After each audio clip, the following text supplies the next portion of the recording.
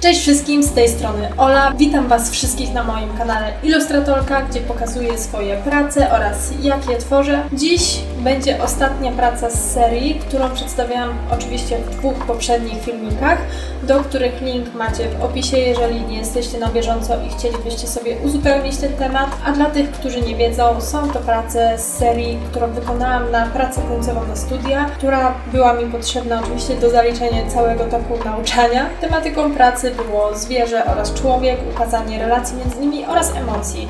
No i oczywiście dynamiki, co jest dla mnie bardzo ważne w rysunku, tak jak już mówiłam w poprzednich filmikach. Dziś pokażę Wam ostatnią pokolorowaną pracę z tej serii i jest to ta praca, która również została zamieszczona na moim Instagramie oraz Facebooku, gdzie serdecznie zapraszam. Oczywiście linki do moich socjalów również macie w opisie. Tym razem temat przewodni to była relacja między postaciami znajdującymi się na jednym rysunku oraz potem omówię już serię w całości, kiedy jest już ona całkowicie opublikowana i przeanalizujemy sobie, jak tworzyć właśnie taką serię, żeby to dobrze ze sobą razem współgrało oraz dobrze ze sobą wyglądało, ale jednocześnie nie było nudne. Tradycyjnie zaczynam najpierw od szkiców koncepcyjnych, później od rozrysu ołówkiem, którego tutaj niestety nie nagrałam. No i zwykle nie nagrywam tego, ponieważ jest to dosyć nudny etap. Wiem, że jest to bardzo ważny etap, to jest szalenie ważny etap, dlatego pokazuję Wam już gotowy rozrys ołówkiem i wygląda on w ten sposób. Jest on bardzo dokładnie rozrysowany, jest to dla mnie bardzo potrzebne, jeżeli chodzi o rysunek tuszem. Wszystko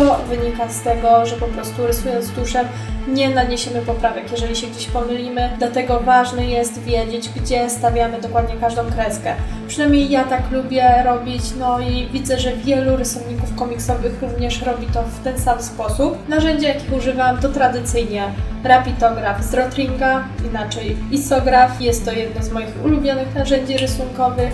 No i jest to bardzo niezawodne narzędzie, ponieważ linia, tak jak już nieraz wspominałam, bardzo fajnie się prowadzi.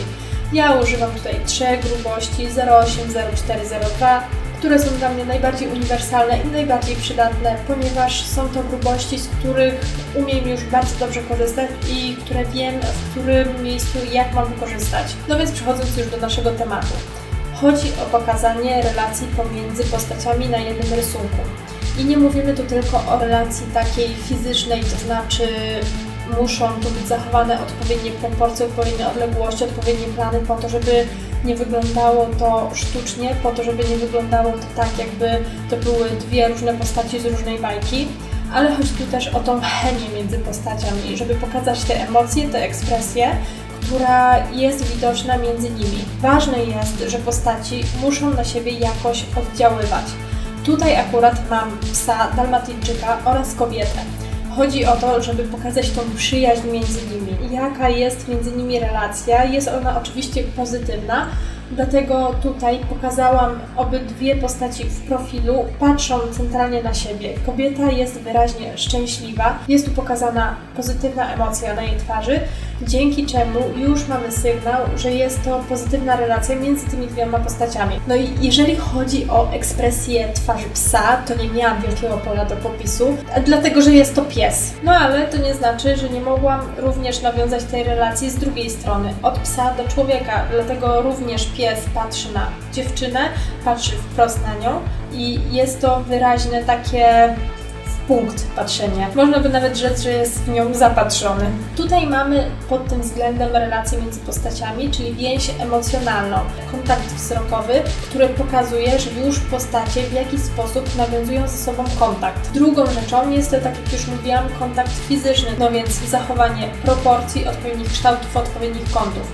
Chodziło o to, żeby na przykład wzrok postaci się nie mijał, żeby patrzyli oni sobie centralnie w oczy, więc ważna była ta linia, żeby to nie sprawiało wrażenia, że każdy patrzy gdzie indziej. Drugą rzeczą było zachowanie odpowiednich proporcji. Pies nie mógł być zbyt duży, człowiek nie mógł być zbyt duży. Oczywiście wszystko musiało być w odpowiednich proporcjach i to zachowałam dzięki zdjęciom referencyjnym, ale nie chodziło tutaj o zdjęcia, które były dokładnie takie same jak ten rysunek, tylko chodziło tu o samą relację między psem tej rasy, czyli dalmatyńczykiem, a człowiekiem. Ile na przykład jego głowa jest mniejsza od głowy człowieka, ile ten pysk jest dłuższy od nosa człowieka, cokolwiek. Ważne było złapanie tych proporcji po to, żeby pies nie wydawał się zbyt mały lub zbyt duży i żeby ta rzeczywista relacja była zachowana. Mamy te kropki dalmatyńczyka, które są tak naprawdę trójkątami. One wychodzą poza tego dalmatyńczyka. Platają się jej we włosy, nachodzą na różne części, które się tam znajdują, jakoś częściowo przysłaniają kobietę. Dzięki temu mamy zachowaną tą relację. Widać, że oni znajdują się na jednym planie. To jest jeden z takich sposobów, gdzie można właśnie zachować tą relację. No, wiadomo, że tutaj nie mamy takiego bezpośredniego kontaktu fizycznego, bo może to być trzymanie za ręce, może to być przytulanie, może to być cokolwiek, gdzie mamy realny kontakt fizyczny. Przechodząc już do samego koloru, tak jak w dwóch poprzednich pracach. Najpierw skan, później porządkowanie odpowiednich warstw w Photoshopie oraz nadawanie koloru. W kolejnych filmikach opowiem, w jaki sposób ja koloruję pracę w Photoshopie, jak ja wydzielam sobie warstwy, czym się kieruję. Natomiast teraz nie jest ważne to, ważna jest bardziej sama praca, sama jej tematyka, dlatego skupię się tylko na tym. Jeżeli chodzi o samą relację, mamy tutaj też relację również w kolorze. Tak jak już mówiłam, w poprzednich filmikach oczywiście, ale zapraszam, oglądnijcie sobie, to się też więcej dowiecie. Relacja jest również uchwycona w samym kolorze. Światło, które pada z jednej strony na obydwie te postaci, a więc już wiadomo, że znajdują się w jednym i tym samym środowisku. Jest to ten sam kolor, który pada z tej samej strony, więc już wiemy, że są to postaci obok siebie. Mając już wszystkie trzy prace, które prezentują się razem w serii Tak, możemy sobie omówić całą serię i pod względem kolorystycznym i podkompozycyjnym, zarówno każdej pojedynczej pracy, jak i razem. No więc tak, mamy 3 plakaty. Ja ustaliłam sobie jakąś kolejność, a więc od lewej strony idąc papuga, ryby, pies. I z czego to wynika? No oczywiście wyszłam od szkiców koncepcyjnych, gdzie zaznaczyłam sobie, jak elementy mają się między sobą znajdować. Ustaliłam, że ta kompozycja będzie centralna, symetryczna, jeżeli w ten sposób zestawimy ze sobą plakaty. Dlaczego tak jest? W środku mamy rysunek w kompozycji centralnej, symetrycznej. To znaczy elementy rozłożone z taką samą wagą po obydwu stronach. Twarz, czyli najważniejszy punkt rysunku, znajduje się centralnie. I po bokach mamy 2 plakaty z pozoru różne, jednak jeżeli przeanalizujemy tą kompozycję, można stwierdzić, że jest ona bardzo podobna. Obydwie kompozycje opierają się na liniach diagonalnych, czyli liniach biegnących pod skosem. Tak jak tutaj w pierwszym plakacie z papugą mamy kompozycję diagonalną, idącą pod kątem, gdzie jest ona wyznaczona przez głowę papugi i twarz kobiety. Dzięki temu mamy tą linię od lewego górnego rogu rysunku do prawego dolnego rogu rysunku. Natomiast w rysunku, na którym znajduje się pies, mamy nieco odwrotnie. Mamy linię wyznaczoną przez głowę i kierunek, w którym idzie pysk psa oraz przez głowę kobiety. Chodzi też o linię ich wzroku. Linia ta biegnie od prawego górnego rogu do lewego dolnego rogu rysunku. Lewa, prawa. Nie. Prawa, lewa, prawa, lewa. Prawa, lewa, prawa, lewa. Prawa, lewa. No i w ten sposób mamy kompozycję, gdzie mamy punkt centralny, linię wertykalną oraz 2 linie diagonalne rozchodzące się od podstawy ku górze. W ten sposób całość tworzy kompozycję symetryczną, ale równocześnie jest ona w jakiś sposób dynamiczna dzięki ukazaniu ruchu na każdym z plakatów, ale również dzięki temu, że mamy zachowane linie diagonalne na 2 z tych plakatów. Cała seria jest spójna pod kątem kompozycyjnym, ale co z resztą? Kolejnym ważnym elementem, pod którym spójna jest cała seria, to jest tematyka. Mamy kobietę, mamy zwierzę i to jest nie tylko to, ponieważ to jest takie bardzo oczywiste, ale chodzi również o pokazanie i dynamiki między tymi postaciami, relacji między tymi postaciami. Na każdym z tych plakatów mamy ukazane te rzeczy. Trzecią rzeczą jest kolorystyka. Kolorystyka, która jest z pozoru inna na każdym z rysunków, jednak biorąc pod uwagę całość, jest ona dosyć spójna. To banalizując, mamy cień, który zawsze jest w tym samym kolorze, czyli bardzo mało nasyconym, ciemnym, granatowym, niebieskim oraz jeden kolor, który jest światłem. Na każdym z rysunków oczywiście ten kolor jest inny, jednak jest to kolor jednolity, jest to kolor dosyć żywy. Mamy zielony, mamy żółty i mamy różowy. Są to kolory dosyć neonowe i jest to światło, które zawsze pada z tego samego kierunku. Zawsze pada z lewej strony rysunku i prawa strona rysunku jest właśnie tą, która znajduje się w cieniu. No i najważniejszą rzeczą jest styl i technika.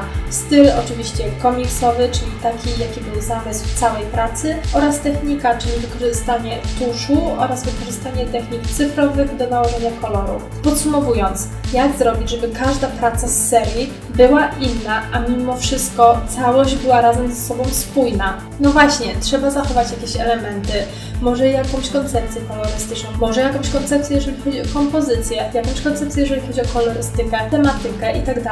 Ale nie warto robić wszystkiego na przykład identycznego z jakimiś drobnymi elementami, które się różnią, ponieważ po prostu wtedy seria będzie najzwyczajniej w świecie nudna. Naprawdę, może być zupełnie inna kolorystyka, może być zupełnie inna kompozycja, może być zupełnie inna tematyka nawet, a mimo wszystko seria będzie wyglądała na spójną, jeżeli dobrze zagramy różnymi elementami graficznymi. Jeszcze jednym ważnym elementem, o którym chciałam powiedzieć o kompozycji, bo powiedziałam o kompozycji plakatu, na którym znajdują się ryby, gdzie jest ona centralna, symetryczna. Natomiast w dwóch pozostałych plakatach z papugą i z psem mamy kompozycję dynamiczną, opartą na linii diagonalnej. Jednak jest tu jeszcze jeden bardzo ważny element, o którym chciałam wspomnieć i jest to trójpodział. Trójpodział jest raczej stosowany przez fotografów, rzadko jest wspominany, jeżeli mówi się o rysunku, ale ja lubię z tego korzystać, ponieważ wtedy prace wyglądają właśnie bardziej dynamicznie i ciekawie. Dzielimy sobie kartkę na 9 różnych części, czyli 3 pasy poziomo, 3 pasy pionowo. Dzięki temu na przecięciach tworzą się punkty, które są tak zwanymi mocnymi punktami kompozycji. W tych miejscach warto umieszczać elementy, które są najważniejsze dla danego rysunku, dla danego obrazu. Wydawałoby się, że bardziej intuicyjnym jest stawianie punktów najważniejszych centralnie. Jednak nie do końca. Te miejsca przecięcia są takimi punktami, gdzie właśnie fajnie umieszczać takie rzeczy, które są najważniejsze dla danej kompozycji, ponieważ one są bardziej wtedy wyróżnione, no ale kompozycja też nie jest taka statyczna, taka centralna, a jest bardziej dynamiczna i jest ciekawsza. Podsumowując, cała seria prezentuje się w ten sposób.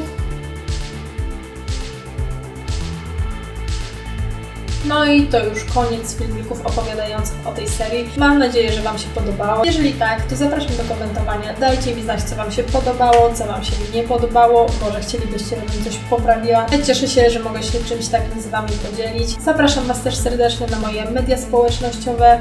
Link macie w opisie. Zapraszam również do mojego sklepu, gdzie możecie znaleźć właśnie te prace w oryginale, rysowane tuszem. I możecie tam też znaleźć wiele innych rzeczy, które być może Was zainteresują. W kolejnych filmikach oczywiście kolejne tutoriale, kolejne ciekawe tematy. Serdecznie zapraszam wszystkich do oglądania kolejnych moich materiałów. A na dzisiaj to już wszystko. Dziękuję za uwagę. Na razie!